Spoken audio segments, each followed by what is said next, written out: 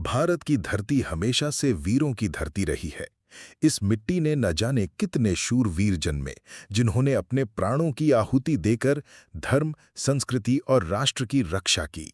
लेकिन इन वीरों में कुछ ऐसे नाम हैं जिनकी गाथा सदियों तक अमर रहती है। उन्हीं में से एक नाम है छत्रपति संभाजी महाराज। वो पुत्र जिसने शिवाजी महाराज की विरासत को संभाला, वो राजा जिसने औरंगजेब जैसे बादशाह की लाखों की सेना का डटकर सामना किया, और वो शेर जिसने यातनाओं के सामने झुकने की बजाय धर्म और स्वराज्य के लिए अपने प्राण न्योछावर कर दिए। संभाजी महाराज की गाथा केवल तलवारों और युद्धों की कहानी नहीं है। ये एक ऐसी गाथा है जिसमें साहस, बलिदान, मातृभूमि की रक्षा और धर्म के प्रति अटूट आस्था है। ये कहानी है एक ऐसे योद्धा की जिसकी छाया मात्र से ही दुश्मन कांप उठते थे। 14 मई 1657 पुरंदर किले की प्राचीर पर एक किलकारी गूंजी। जीजाबाई की बहू यसुबाई ने एक पुत्र को जन्म दिया। ये वही काल था जब शिवाजी महाराज अपने स्वराज्य के सपनों को आकार दे रहे थे। उस बच्चे का नाम रखा गया संभाजी। बचपन से ही संभाजी तलवारों की खनक और युद्ध की गूंज के बीच पले बढ़े। वो साधारण राजकुमार नहीं थे। उनकी आंखों में ज्वाला थी और दिल में स्वराज्य की आग। महाराज शिवाजी ने उन्हें केवल युद्ध कला ही नहीं, बल्कि राजनीति, कूटनीति और धर्म नीति की शिक्षा भी दी। दूसरी ओर मां यसुबाई ने उनमें संस्कार भरे।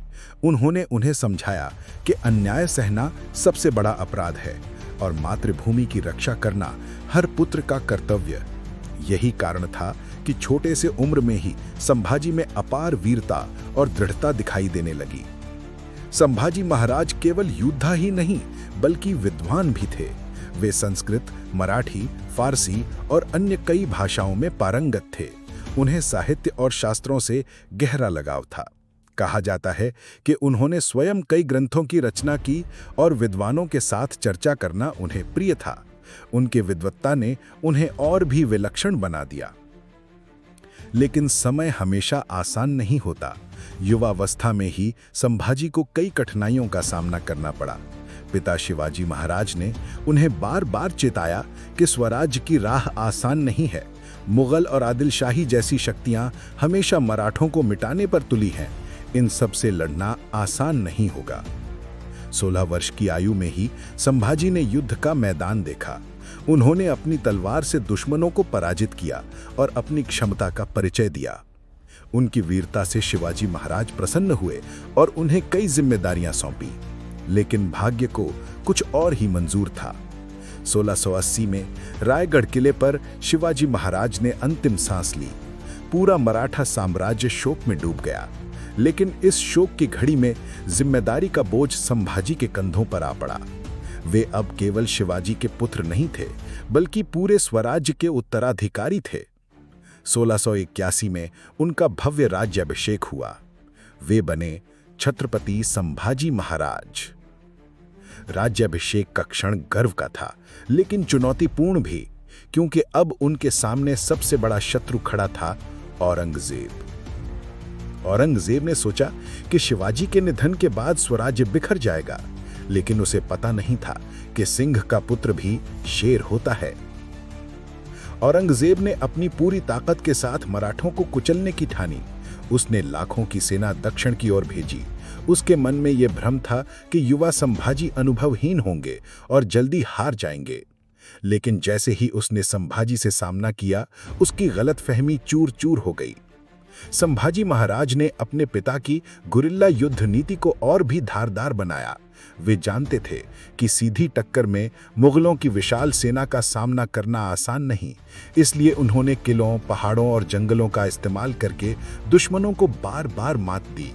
उनकी नीतियों से मुगल सेना बार बार हार खाती रही। दक्षिण भारत में संभाजी ने कई विजय प्राप्त की। कर्नाटक के किले, गोवा की ओर मुगल दबाव, सबका उन्होंने डटकर सामना किया। वे केवल युद्ध में ही नहीं, बल्कि प्रशासन में भी दूरदर्शी थे। उन्होंने जनता की रक्षा को सर्वोपरि रखा। किसानों पर अत्याचार रोकने के लिए कड़े नियम बनाए, नौसेना को मजबूत किया और समुद्र तट को सुरक्षित किया। इतिहासकार कहते हैं कि संभाजी महाराज अपने पिता से कहीं ज्यादा कठोर और अनुशासन प्रिय थे। वे गलती को क्षमा नहीं करते थे। यही कारण था कि उनके शासन में अनुशासन और निडरता की मिसालें कायम हुईं। लेकिन वीरों की कहानी हमेशा सीधी नहीं होती। 1689 में विश्वासघात ने उन्हें घेर लिया। कुछ मराठा सरदारों ने धोखा दिया और संभाजी महाराज को मुगलों के हवाले कर दिया। औरंगजेब को लगा कि अब मराठों की रीढ़ टूट जाएगी। उसने संभाजी के सामने धर्म परिवर्तन की शर्त रखी। कहा कि अगर इस्लाम कबूल कर लो तो जीवन और राजपाट सब लौटा दिया जाएगा। लेकिन संभाजी कौन थे? वे वीर शिवाजी के पुत्र थे। उन्होंने औरंगजेब की आंखों में देखकर कहा, मैं मर जाऊंगा लेकिन धर्म नहीं बदलूंगा। स्वराज्य की ज्वाला मेरे लहू से और प्रज्वलित होगी। औरंगजेब ने उन्हें अमानवीय यातनाएं दी। उनके शरीर को प्रताड़ित किया गया, उन्हें अपमानित किया गया, लेकिन संभाजी का सिर झुका नहीं। उनकी दृढ़ता देखकर औरंगजेब भी दंग रह गया। अंततः 1689 में संभाजी महाराज ने शहादत दी। उनका बलिदान व्यर्थ नहीं गया, बल्कि उनकी शहादत ने मराठों के दिलों में ऐसी ज्वाला जलाई जिसने औरंगजेब की नींव हिला दी। मराठे और भी संगठित हुए और स्वराज्य की लड़ाई और तेज हो गई। आज जब हम छत्रपति संभाजी महाराज की गाथा को याद करते हैं तो केवल एक राजा की नहीं बल्कि एक अमर शहीद की छवि हमारे सामने आती है। वे केवल शिवाजी के पुत्र नहीं थे बल्कि स्वराज्य के रक्षा के प्रहरी थे। उनकी गाथा हमें सिखाती है कि चाहे हालात कितने भी कठिन क्यों ना हो, धर्म और मातृभूमि के लिए अडिग रहना ही सच्चा साहस है। छत्रपति संभाजी महाराज एक योद्धा, एक विद्वान, एक बलिदानी राजा।